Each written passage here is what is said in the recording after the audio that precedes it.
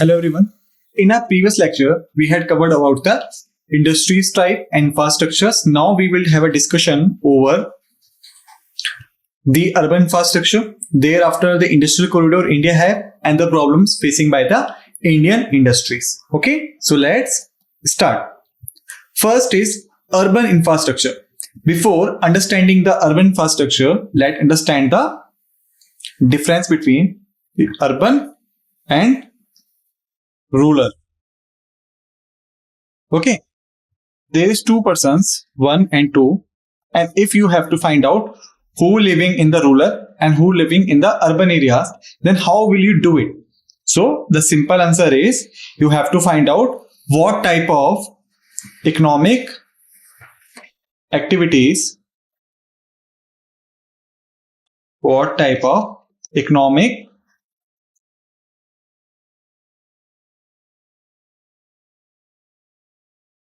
economic activities carried on in the area where they are living. Okay, if once you are able to find it out, then you will be able to tell whether the person is living in the rural areas and in the urban areas. Okay, so we can say the rural areas are the areas where primary activities are majorly followed. Got it? Mainly agriculture, mainly fishing, mining and hunting.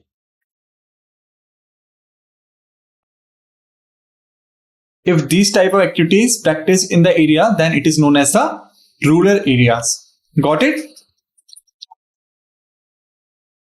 Then what about the urban area?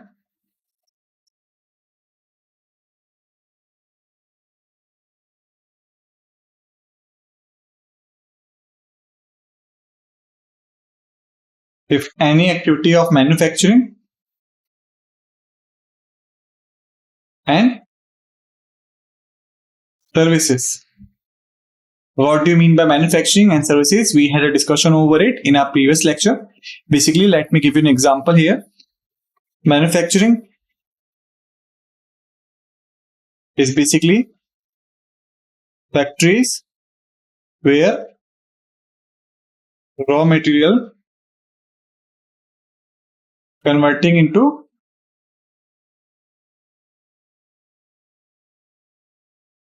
finished goods.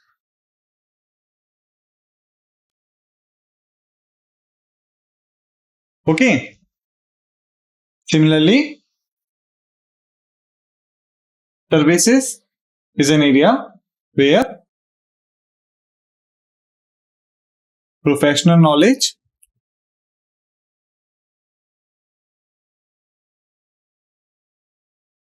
provided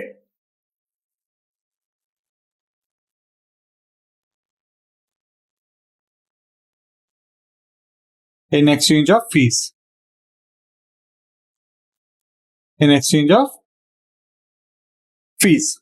Got it? So this is an overview of service sector and the manufacturing sector. Okay. So if any area where these type of activities are being followed, then that area is the urban area. Okay. So let's return to the question. If you have to find out where they live, then you can ask them what kind of activities followed in their areas. If this person said primary activities and this person said secondary, which is the manufacturing, and tertiary, which is the service sector, followed in his area, then you can easily tell that that person belongs to the urban area, whereas that person belongs to the rural areas. Got it? Now, second thing is, as the most of the economic activities are being converted into the manufacturing and the services sector from the primary sector, as we had discussed in a previous lecture.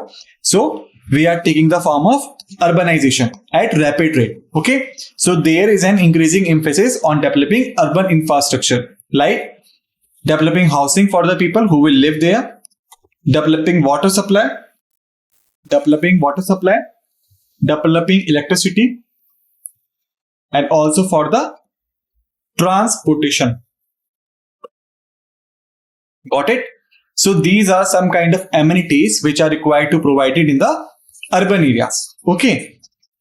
And which government organization provide these kind of amenities is the Ministry of Housing and Urban Development. So the Ministry of Housing and Urban Development is responsible for providing this kind of amenities in the urban areas. Got it? Now come to the next topic is the major industrial hub. Basically in India, some areas are famous for their industrial purposes. Okay.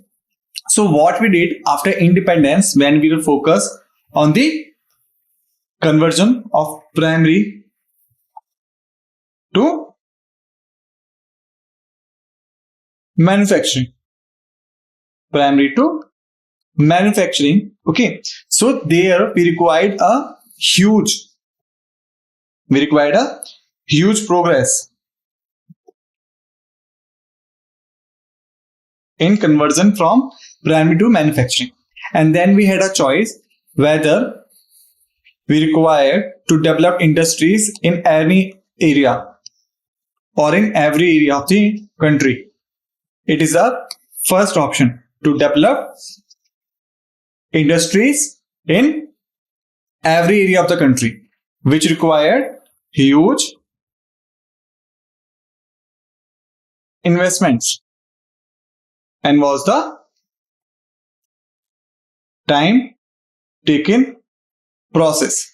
Because first of all, you had to start the industries there. You have to attract the investment there. You have to make the people of that area ready to do work of some kind of specialty. Okay. So first option was that we require to develop the regional centers, or we require to develop the industry at every place of India so that we could sustain for a long, which was required huge investments, because you were covering the large area, and also was a time taking process because you need to attract the investors from the outside. You need to make the infrastructure there. You also need to ensure the people are ready to do this kind of work or have the knowledge of that kind of work. Got it? The second option which we had was that we had some industrial area already, like the Mumbai nearby areas, like Chennai, like Delhi, like Bengaluru, like Hyderabad, and some parts of India also. See, we already had this kind of industrial sector in India when we got independence, and we were planning to enhance the Indian industrial sector. Okay. Because these areas were being developed by the Britishers for a long time, and before them the Mughal rulers had a control over Mumbai, over Chennai, and also for the Surat region of Gujarat. Okay, so these areas were already developed in comparison of the other areas in India during the time of independence. So we choose the second option to develop that areas first. Rather than investing in any area or in every area of the country, we decided to support these areas first who were already well established, so that after earning the money from these areas,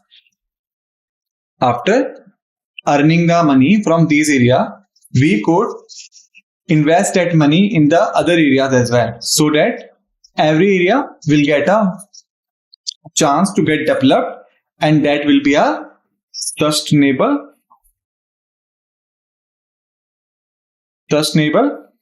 growth, or you can say a long-term growth. Got it? So that's how we decided to develop some areas. Got it? And these areas were, as the first was Mumbai and Pune Industrial Corridor. Mumbai and Pune Industrial Corridor. Mumbai is a port city, one of the largest port in India. Okay. And Pune is very famous for corporates and for business houses.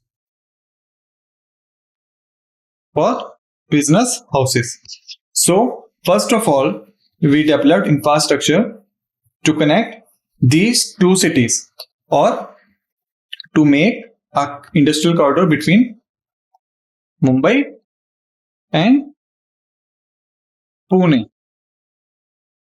Okay, so this corridor in Western India is known for the industries like the automobiles, like the pharmaceutical, like information technology and engineering products. So that's how we developed the Mumbai and Pune Industrial Corridor. And remember one thing, these both cities lies at Maharashtra.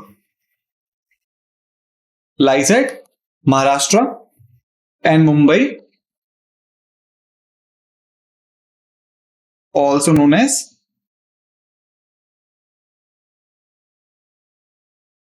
finance capital, or you can say economic capital of India. Economic capital of India. Got it? So that's how we developed the Mumbai and Pune Industrial Corridor. Now let's move forward. National Capital Region, or in short, Delhi NCR. Okay? Basically, the NCR centered around the Delhi, which is a UT, or you can say the Union Territory. So basically, there is a one confusion every student face. This is difference between New Delhi and Delhi. So the basic difference between them is that New Delhi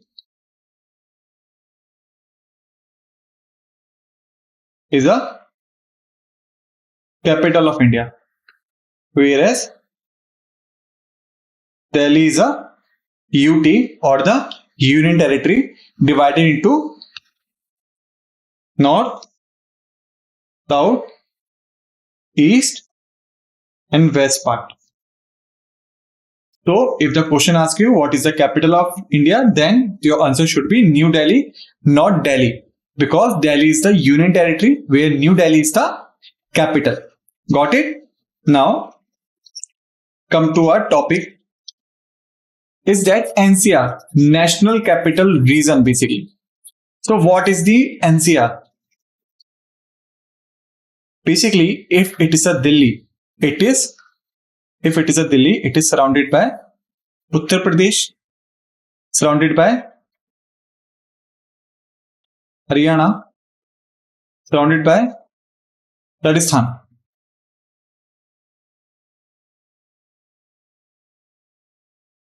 Okay, and this is Delhi. Here, HR stands for Haryana, UP stands for Uttar Pradesh,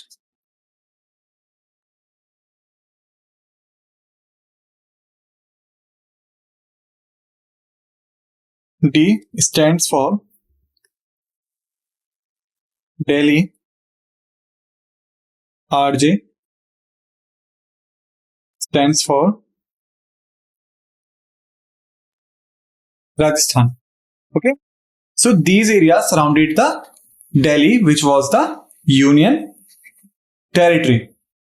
Okay, so what we did, we chose several areas from Haryana, several areas from UP, and several areas from the Rajasthan, and then we made it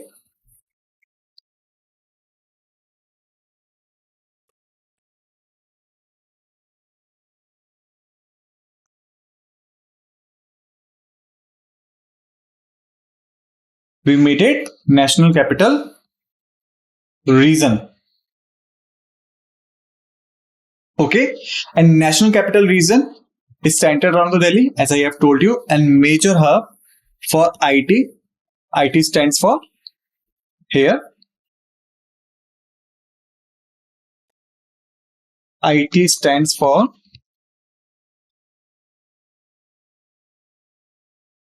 Information Technologies.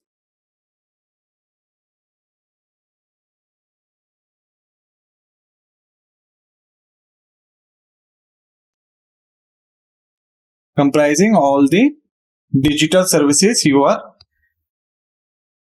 getting. And remember, in the previous lecture, I had told you that IT industry alone brought 280 to 284 billion dollars annually for India. It is a major sector of Indian economy. Got it? So basically, the Delhi NCR is famous for the IT industries, telecommunication industries, finance and manufacturing industries with manufacturing brands like Maruti, Suzuki. Lyset, Gurugram. Thereafter, major industries like Samsung lies at Noida. So these are the parts of the Delhi NCR or the National Capital Region. Got it? Now come to our next industrial corridor, which is Bangalore and Hyderabad. So here remember one thing. Bangalore is a capital of Karnataka, whereas Hyderabad is the capital of Telangana. Karnataka and Telangana. So they both are belong in the different states. Okay. Bangalore lies in the state of Karnataka, whereas Hyderabad lies in the state of Telangana.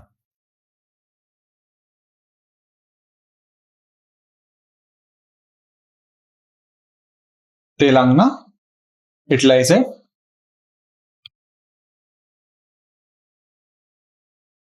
Karnataka.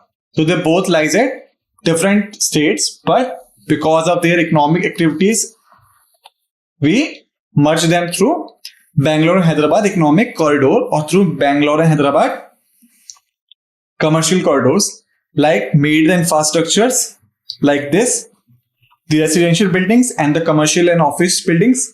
Thereafter, roads like this to transport goods faster.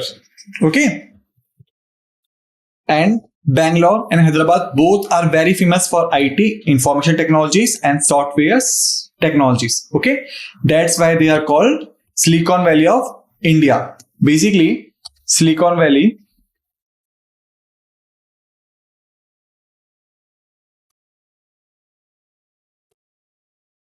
the Silicon Valley stands for North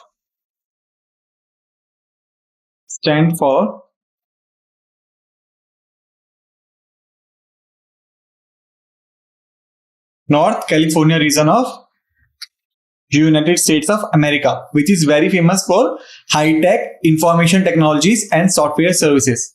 And because the Indian region of Bangalore and Hyderabad have their prominent place in the IT and software services, so that's why we call them as a Silicon Valley of India. Got it? Now come to the next is our Gujarat. Gujarat state is basically famous for industrial hubs like the petrochemicals with Jamnagar refinery, which was owned by Reliance Oil Limited, and it is the world's largest oil refinery. World's largest oil refinery.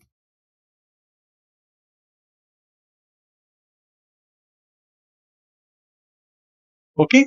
Second, textiles with major textile hubs like Ahmedabad city, and pharmaceuticals like Vadodara city, and also Gujarat is famous for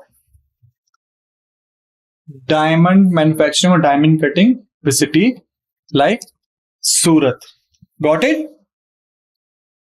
Now come to the next is Chennai. Basically, Chennai is the capital of South Indian state, South Indian state of Tamil Nadu. South Indian state of Tamil Nadu, and it is also the major port on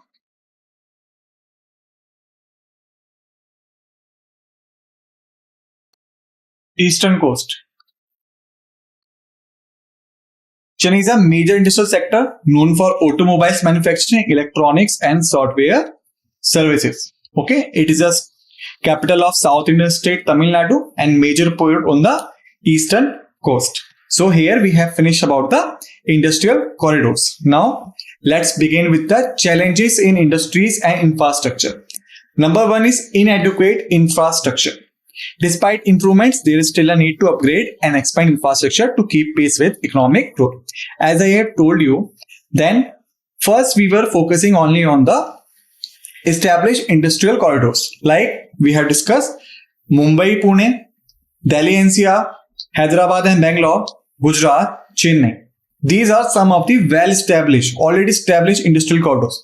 But right now, we also making other industrial corridors like the Lucknow of UP, like Indore, like other major cities of South like Mangalore, like Coimbatore,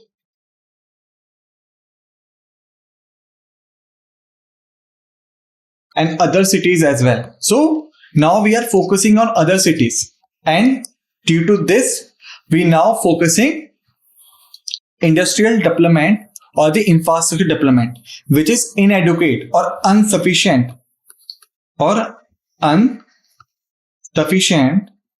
in current scenario. Got it? So simply means that the industrialists and the industries are not so interested to operate in these areas because these areas have inadequate infrastructure. Got it? Now second is land acquisition. Because state government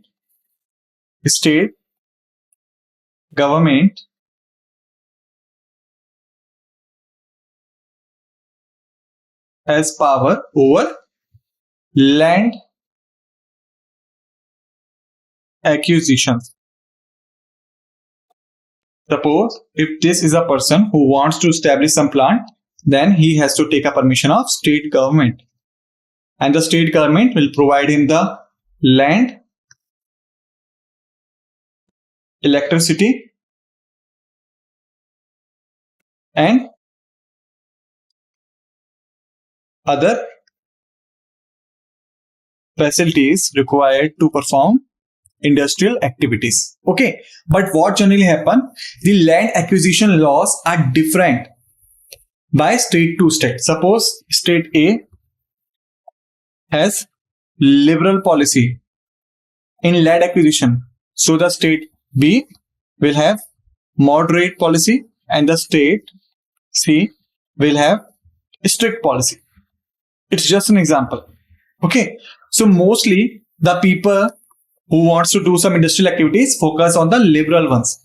Thereafter some moderate ones, but no one will be interested in the strict ones. Okay, so this is the issue we are facing currently, because to attract the foreign investments and to attract the domestic investments, we require to ensure the land acquisition and the resettlement of the factories and the businesses should be easy, so that they could be attracted to the place. Got it? Now the next is access to finance. Small and medium-sized industries often face difficulties in accessing affordable credits. Basically the large-scale industries, like large-scale industries which are already well-established brands,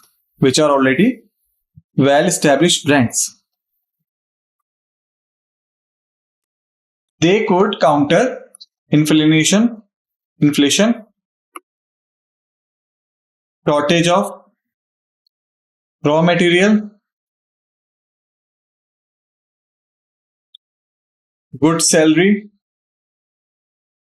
to employees,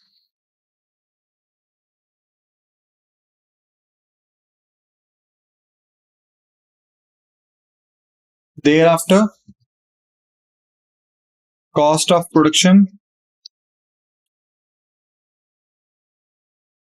high taxes, high taxes and competition. And competition. So the large scale businesses could easily deal with things. Okay, they could tackle the inflation in the market. They could tackle the shortage of the raw material by storing the materials already in their storage homes. Second, they could pay the good salary to the people who wants to employ with them, so they can attract the young minds. Second, they could bear the cost of production easily. They could bear the high taxes of the government, and they could handle the competition in the market. Okay, whereas the newly formed businesses and the small and medium sized businesses could not deal with these factors effectively, so they required the finance support, which should be provided by the state government. So there should be a balance of power, or there should be a fair competition in the market. Okay, and in easy terms we could say, so that we could tackle with the monopoly of some industrialists or some factories. Got it? Thereafter, skilled labor shortage. As I have told you, that if this is a well-established business owner who could pay rupees 50,000 to a person, and there is a small scale business owner who could pay only 10,000 to a person, and there is a skilled labor who could help in the productivity. So where will he go? He will go to this side. Okay, so the skilled labor shortage in the industry is currently facing by the industrial owners because of the money challenge,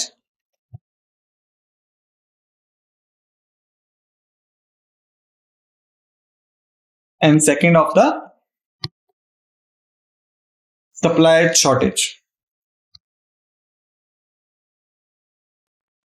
As the technology is currently changing rapidly, okay, so and the industrial scenario is also changing. So the industrials required a young people or a people who has a new ideas, and these peoples are already in shortage in the market. Okay, so industries productions is getting affected by these things. Now the government initiatives, basically the Make in India, was launched 2006. Make in India basically launched in 2014 to promote manufacturing and boost job creation in the India. Okay. Second was Smart Cities Mission, basically launched in the year of 2015 to select 100 cities from India and make them smart in terms of infrastructure, in terms of industries, in terms of income, in terms of environment, or in terms of living standards. So these are some of the terms required by the government to establish the smart cities. Okay, if we talk about the 6 parameters of the smart city, then they are: number 1, smart government. Number 2, smart economy. Number 3,